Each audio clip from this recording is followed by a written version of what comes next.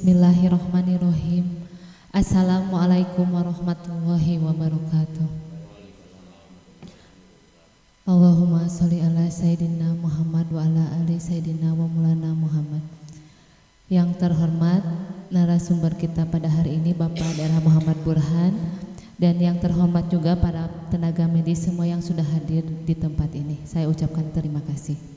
Pada kesempatan hari ini, hari Rabu tanggal 7 Desember 2022, pada kesempatan hari ini kita akan membahas tentang program premix vitamin pada penggemukan sapi potong, yang akan dibahas langsung oleh narasumber kita, oleh Bapak Daerah M. Burhan. Kepada beliau waktu dan tempat saya persilakan.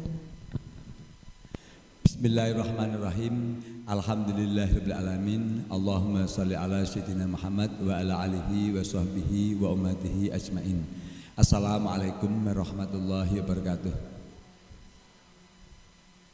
Rabbi zidni ilma warzuqni fahma, Rabbi shrahli sadri wa yassirli amri wahlul 'uqdatam min lisani yafqahu qawli. Amin ya rabbal alamin. Pada hari ini tanggal 7 Desember 2022, hari Rabu, saya DRH Muhammad Burhan akan menyampaikan materi tentang program premix vitamin mineral untuk program penggemukan sapi potong pada umumnya ya. Yang sebelumnya sudah saya bahas kan, intinya variabel produksi itu kan rumusnya adalah produktivitas adalah genetik plus environment tata laksana. Jadi P sama dengan G plus E. Genetik atau bibit itu kan 30% perannya, kemudian environment atau tata laksana adalah 70%. Nah, 7% itu dibagi lagi, diantaranya adalah pakan. Pakan mengandung 70% daripada tata laksana. Kemudian baru kandang.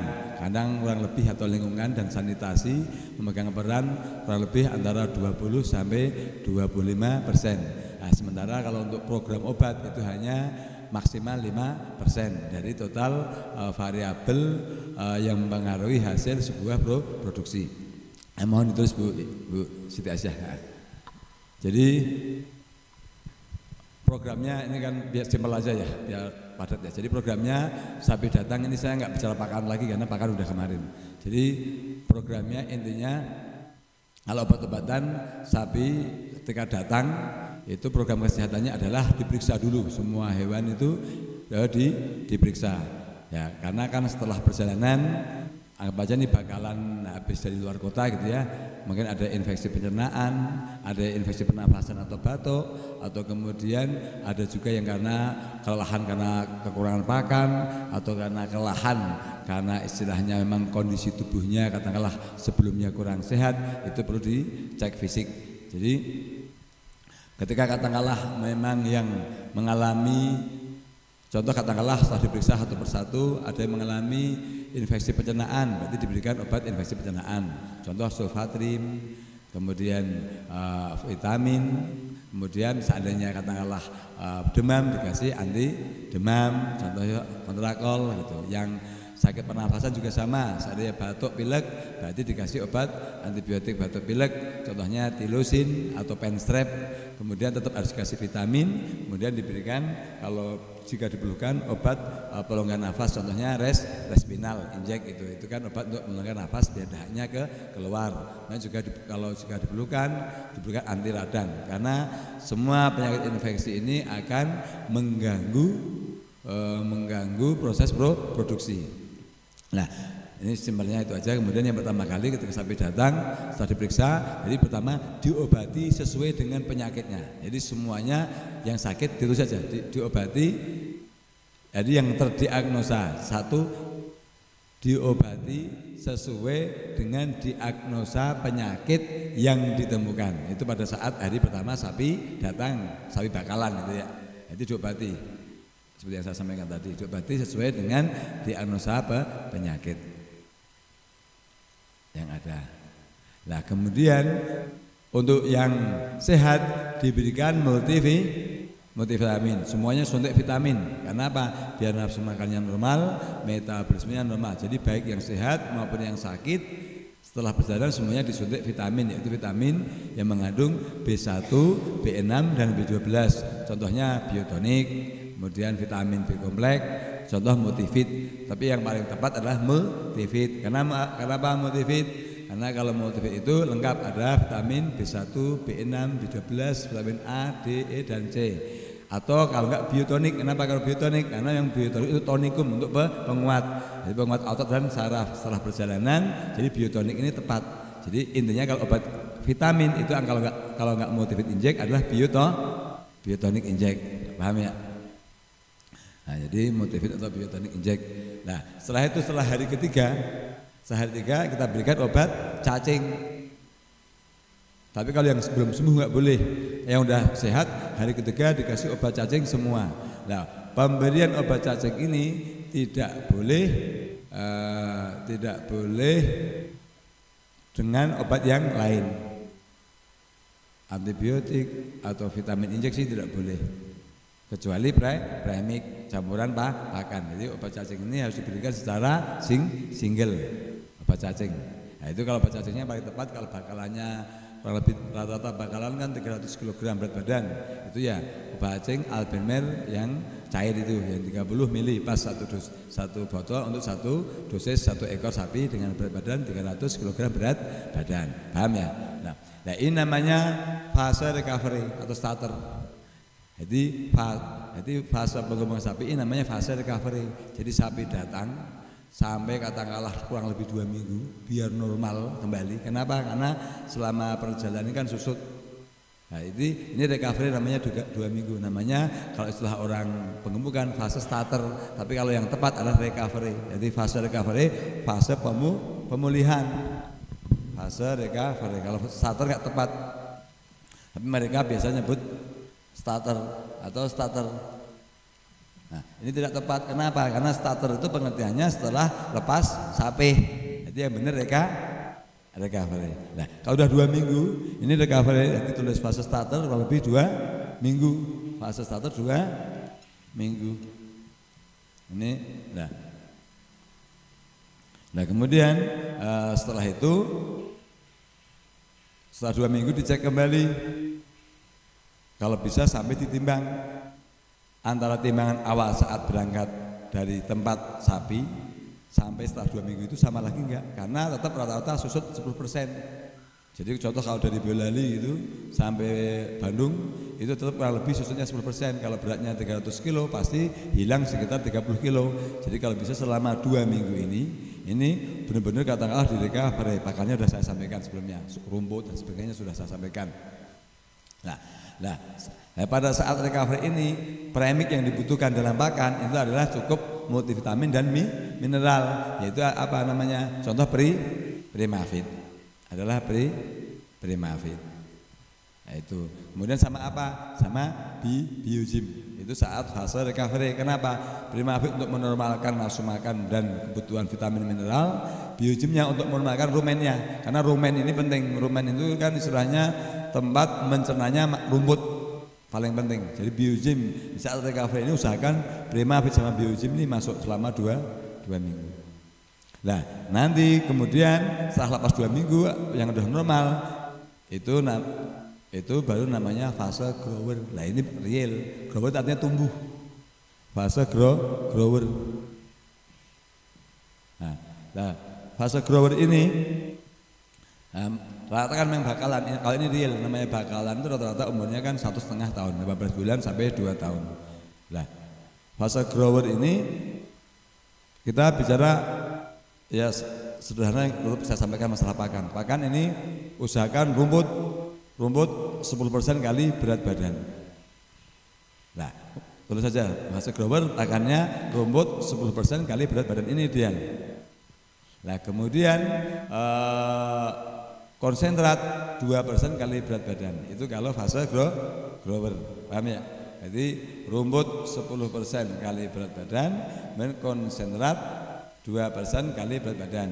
Konsentrat dengan protein antara 12 sampai 16% proteinnya. Ini fase grower. Nah, tapi seandainya tidak ada rumput adalah dengan jerami sebagai serat kasar. Ini atau Yang kedua adalah jerami. Kalau jerami ini hanya 3% kali berat badan. Jerami 3% kali berat badan. Jadi kalau seandainya beratnya 300 kilo, berarti jeraminya lebih antara 9 sampai 10 kilo. Itu untuk mengukur kebutuhan volume peternakan. Jadi kalau kita nggak tahu ukuran itu, kita nggak tahu berapa jerami yang harus kita cukupkan untuk suatu populasi. Contoh kalau katakanlah 100 ekor, berarti kan kita harus ada 300 kilo berarti 3 ton berarti kan. Seperti itu contohnya. Kemudian nah kalau konsepnya kalau pakai jerami itu konsentratnya 3% bukan 2%. Paham? Ini penting. Jadi jarang yang tahu. Jadi kalau jeraminya ini sama. Jadi jerami 3%, konsentrat juga 3%. Jadi berbeda, paham ya? Kalau rumput hanya 2%.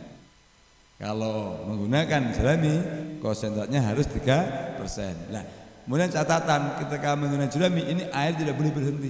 Air harus ada terus. Kenapa? Kalau sampai air tidak ada terus, nanti bisa terjadi konstipasi atau sembelit atau susah BAB.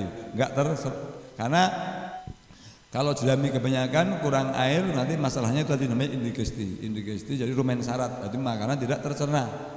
Kemudian ditambah kalau kekurangan air itu akan mempengaruhi pertumbuhan. Jadi air minum itu penting karena istilahnya makanan itu akan terabsorpsi dengan baik ketika airnya cukup.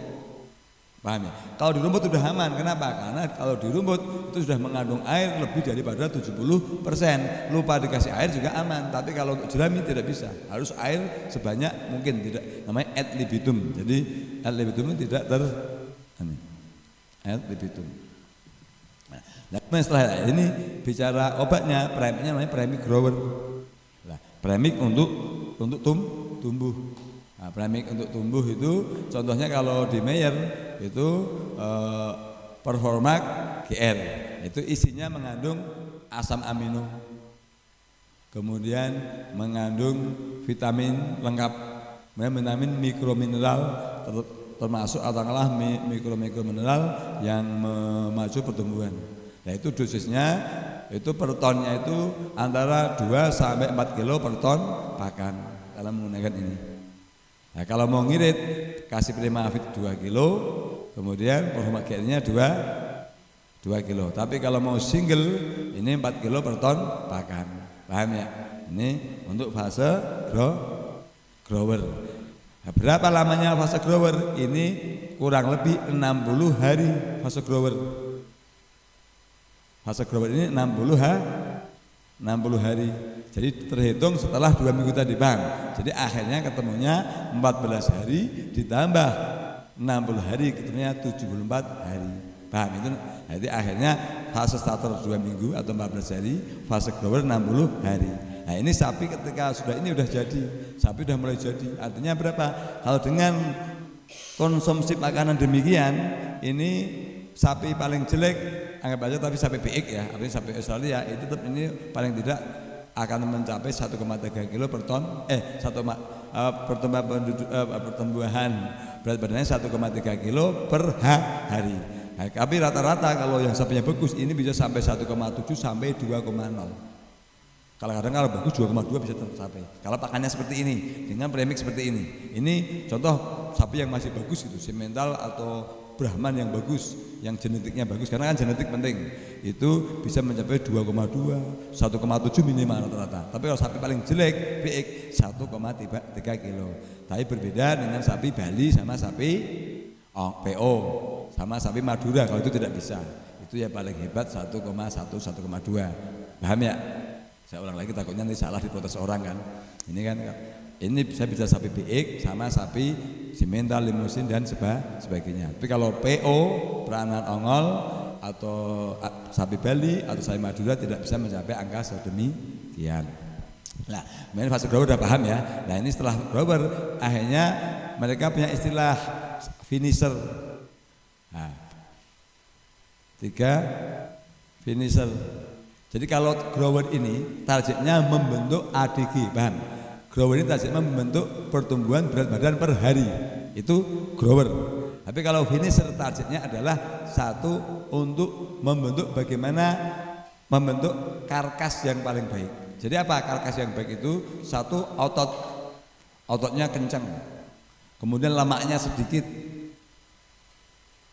Itu kemudian nanti karkasnya, karkas itu kan kepala diambil, jeruan diambil, kaki lutut ke bawah diambil, itu karkasnya harus lebih daripada 50%. Itu namanya karkas. Jadi targetnya kalau finish ini bagaimana mencapai karkas yang terbagus. Karkas lebih dari 50%, daging warnanya merah, tidak mudah basah, itu targetnya finisher. Premix finisher di situ, paham ya? Kemudian dagingnya kenyal, kemudian tidak mudah basah, jadi kalau digantung nggak gampang susut. Kemudian nanti warna merah, tekstur kenyal, kemudian tadi apa? Tidak basah, warna merah, kenyal, kemudian tidak mudah basah, kemudian tidak banyak mengandung lemak. Jadi paling penting itu. Kenapa? Jadi lemaknya harus di bawah 3%. Kalau fase finisher. Jadi intinya target finisher ini adalah untuk untuk menghasilkan karkas yang optimal. Kalau grower untuk mencapai ADG, bertambah berat badan per hari itu secara maksimal. Kalau finisher ini untuk mencapai bagaimana karkas menjadi optimal. Nah kemudian kalau finisher ini kurang lebih selama 30 hari. Makanya tadi ketemunya 100 kurang lebih 120 hari. Paham ya? Jadi 2 minggu recovery, 60 hari grower untuk pertumbuhan, 30 hari untuk finisher. Paham? Nah, finisher ini sama dibutuhkan premix. Jadi premix pelisis lemak. Premix yang untuk bagaimana lemak itu menjadi tipis. Lemaknya lemak putih atau marbling, lemak yang enak yang di sela-sela itu aja. Bukan lemak tembus. Kalau lemak yang jelek itu warnanya kuning, tebal, banyak. Nah, itu kalau lemak yang bagus itu hanya tipis putih marbling di sela-sela saja sedikit. Bukan lemak tembus. Kalau lemak tembus otot sampai otot itu warna kuning, itu sudah masalah malahan. Nah itu premix finisher ini juga bermanfaat secara kesmafet apa? Karena akan menghasilkan sapi yang lemaknya rendah. Kalau sapi lemaknya rendah otomatis akan dikonsumsi oleh masyarakat secara umum, itu menjadi baik. Jadi artinya program pengemukan dengan finisher ini menguntungkan untuk masyarakat secara umum. Kenapa? Daging yang dihasilkan bagus, 1 dagingnya kering, 2 warnanya merah, 3 lemak sedikit. Karena lemak sedikit berarti orang tidak banyak mengandung daging yang mengandung lemak, berarti orang tidak banyak kolesterol. Jadi artinya program finisher ini lah, ini kalau premix finisher ini orang beli obat-obat yang untuk melisiskan lemak. Contohnya katakanlah premix yang mengandung asam amino tinggi, contoh ada L-karnitin, ada methionine, ada lisin, ada tireoin dan sebagainya. Nanti saya terangkan di sisi lainnya. Jadi artinya premixnya berbeda. Jadi saya ulang lagi, premix pada saat starter itu untuk recovery, memulihkan kembali dari kesusutan, dari dehidrasi, dari nafsu makan rendah dan sebagainya. Kalau grower premix yang targetnya untuk meningkatkan pertumbuhan berat badan per hari. Kemudian kalau premix fase finisher untuk bagaimana menghasilkan kualitas daging yang paling bagus dikonsumsi untuk masyarakat secara luas dan jagal untung. Kenapa? Karena dagingnya bagus, lemaknya sedikit. Karena lemak kalau banyak juga akan merugikan jagal bahan. Demikian yang saya sampaikan. Nanti selanjutnya dengan tanya jawab. Semoga itu yang saya sampaikan bisa bermanfaat bagi produktivitas pengemukan sapi potong, bagi peternakan rakyat maupun peternakan industri tingkat feedlot. Silahkan waktu dan tempat saya kembalikan pada Bu Iis sebagai pembawa acara. Alhamdulillah. Assalamualaikum warahmatullahi wabarakatuh. Alhamdulillahirabbil alamin. Terima kasih kepada Bapak Daerah Muhammad Burhan yang telah menyampaikan pembahasannya untuk hari ini. Semoga bermanfaat untuk kita semua dan masyarakat peternak pada umumnya. Bitaufiq wal hidayah. Wassalamualaikum warahmatullahi wabarakatuh.